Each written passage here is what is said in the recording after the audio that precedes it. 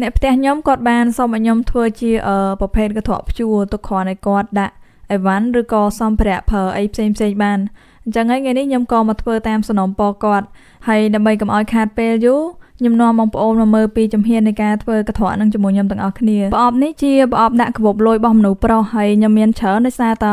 បងខ្ញុំគាត់មានហាងលក់កៅអៅមានទាំងកៅអៅប្រុសនិងកៅអៅស្រីហើយមិនមែនមានតែកៅអៅទេមិនថាស្បែកជើងខ្សែក្រវ៉ាត់កាបូបអីហ្នឹងគឺមានទាំងអស់ហើយដល់ពេលប្រអប់នេះដោយសារត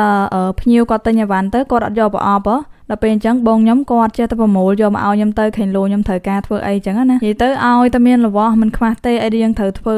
ដល់ពេលអញ្ចឹងឲ្យតែមានគឺខ្ញុំតែងតែប្រមូលទុកហើយអាចថាថ្ងៃហ្នឹងយើងអត់ត្រូវការប្រើមែនប៉ុន្តែដល់ពេលថ្ងៃក្រោយទៅខេងលោយើងត្រូវការប្រើវាអីអញ្ចឹងណាហើយជាក់ស្ដែងដូចជាសាច់កណាត់នេះអញ្ចឹងគឺខ្ញុំកាត់ចេញមកពីកៅអៅចាស់ដែលខ្ញុំចោលទេអាកៅអៅដែលយើងឈប់ប្រើនិយាយទៅមកវីដេអូនេះសឹងថាធ្វើចេញពីរបស់ចាស់ឡើងវិញទាំងអស់ហ្មងហើយថងកន្លែងបិទសាច់កណាត់ហ្នឹងគឺខ្ញុំបិទតែខាងក្នុងហើយនឹងបាតក្រោមវាទេ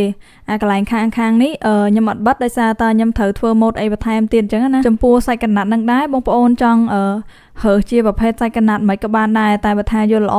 យើងមើលអាសាច់កណាត់ណាដែលវាលាតមកកុំយកអាមានរូបញ៉ៃច្រើនដោយសារតយើងត្រូវបិទអាបាតប្រអប់ខាងក្នុងហ្នឹងទៀតអញ្ចឹងហើយអាកំហបវាហ្នឹងខ្ញុំអត់ចោលទេខ្ញុំក៏យកអាហ្នឹងមកបិទហ្មងទៅព្រោះថាអាកំហបវាហ្នឹងគឺវាត្រូវគ្នាហ្មងយើងអត់ចាំបាច់បោះកាត់អីច្រើនទៀតទេឥឡូវបន្ទាប់ពីហើយប្រហែលជា 40% ហើយយើងមកបន្តធ្វើម៉ូតខាងជុំវិញប្រអប់នេះម្ដងខ្ញុំយកกระดาษឡាំងមកបោអាกระดาษអលងនៅខាងនេះចាញ់ដោយសារត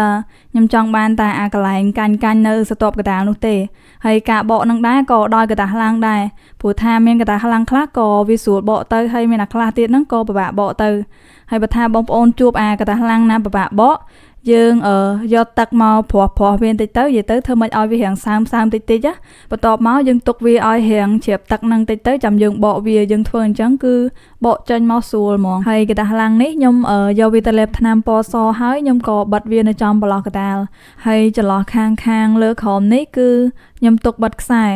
ហ្នឹងខ្ញុំអត់មានបិទធ្វើម៉ូតអីច្រើនទេខ្ញុំគ្រាន់តែរុំវាទៅមកនឹងឯងអ្នកដែលគាត់តែងតែតាមដានវីដេអូខ្ញុំប្រហែលជាគាត់បានដឹងហើយថាខ្សែគឺខ្ញុំប្រើតែអាមួយប្រភេទនឹងឯងហើយពីដើមកំណើតវាមកគឺពណ៌សទេគ្រាន់តែថាខ្ញុំយកមកជ្រលក់ពណ៌ថែមយើងទិញពណ៌សអញ្ចឹងក៏ស្រួលមួយយ៉ាងដែរយើងចង់បានពណ៌អីយើងជ្រលក់ពណ៌ហ្នឹងអញ្ចឹងណាយើងមិនចាំទិញច្រើនពណ៌មកទេហើយបន្ទាប់ពីរុំខ្សែហើយនៅកន្លែងกระดาษឡាំងអាកដាលនេះខ្ញុំក៏បានបិទផ្កាបន្ថែមហើយផ្កានឹងដែរក៏ខ្ញុំកាត់ចេញពីអាប៉នៅលើកៅអៅដែលខ្ញុំឈប់ប្រើនឹងដែរប្រភេទកន្ត្រកព្យួរអញ្ចឹងយើងចង់ធ្វើជាប្រមាណថ្នាក់ក៏បានដែរគ្រាន់តែថាថ្ងៃនេះដោយសារតខ្ញុំធ្វើយកមកបង្ហាញបងប្អូនមើលផងអញ្ចឹងហើយខ្ញុំក៏ធ្វើតែពីរថ្នាក់ទេបន្ទាប់មកយើងត្រូវមានខ្សែរាងធ្វើតិចមកដើម្បីយើងបិទតភ្ជាប់វាពីមួយទៅមួយហើយវិធីបិទខ្សែដោយអត់ចាំបាច់កាត់តពី3តំណ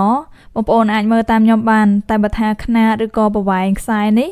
បើចាំយកតាមខ្ញុំទេដោយសារតខ្ញុំធ្វើនេះគឺសម្រាប់ប្រអប់គឺទំហំប៉ុណ្្នឹងឯងប៉ុន្តែខេងឡូអ្នកទាំងអស់គ្នាធ្វើធំជាងហ្នឹងឬក៏តូចជាងហ្នឹងអីអាហ្នឹងយើងលៃលកតាមហ្នឹងទៅធ្វើយូរទៅឃើញតែអ្នកផ្ទះគាត់កំងឲ្យធ្វើអត់ដែលឃើញអ្នកទាំងអស់គ្នាចង់ឲ្យខ្ញុំធ្វើអីសោះអញ្ចឹងហើយអ្នកទាំងអស់គ្នាក៏អាចសនំពឬក៏កំងឲ្យខ្ញុំធ្វើរបស់អីមួយក៏បានដែរគ្រាន់តែថាបើខ្ញុំអាចធ្វើបានខ្ញុំនឹងធ្វើជូនបងប្អូនមើលតែបើថារបស់ហ្នឹងខ្ញុំមិនអាចធ្វើបានទេខ្ញុំក៏នឹងប្រាប់ទៅកាន់បងប្អូនវិញដែរអត់អីទេហើយខ្ញុំនិយាយអញ្ចឹងគឺមិនតែក្នុងន័យថាខ្ញុំធ្វើរបស់ស្អាតអីទេរបស់ដែលខ្ញុំធ្វើគឺបានតែមកប្រើនឹងឯងព្រោះថារបស់ដែលយើងយកមកធ្វើនេះគឺសុទ្ធតែយើងធ្វើចេញពីរបស់ចាស់អញ្ចឹងហើយបើថាឲ្យស្អាតគឺវាមិនស្អាតអីណាទេហើយថងនេះខ្ញុំក៏ចង់ឲ្យបងប្អូនយល់ពីខ្ញុំនៅថងចំណុចហ្នឹងដែរអញ្ចឹងត្រឡប់មកវិញខ្ញុំធ្វើចិត្តហើយនៅសល់តែកន្លែងខ្ញុំចងខ្សែសម្រាប់ថ្ពក់នេះមួយទេហើយកន្លែងរុំខ្សែនេះខ្ញុំធ្វើរាងម៉ូតតិច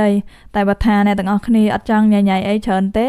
យើងគ្រាន់តែចងរុំធម្មតាហ្នឹងក៏តែបានដែរអញ្ចឹងការធ្វើរបស់ខ្ញុំនេះគឺមានតែប៉ុណ្្នឹងឯងបើអ្នកទាំងអស់គ្នាចង់បញ្ចេញមតិយោបល់ឬក៏មានអីអាចសរសេរនៅក្នុង comment បានហើយជាចុងក្រោយកុំភ្លេច follow ខ្ញុំផង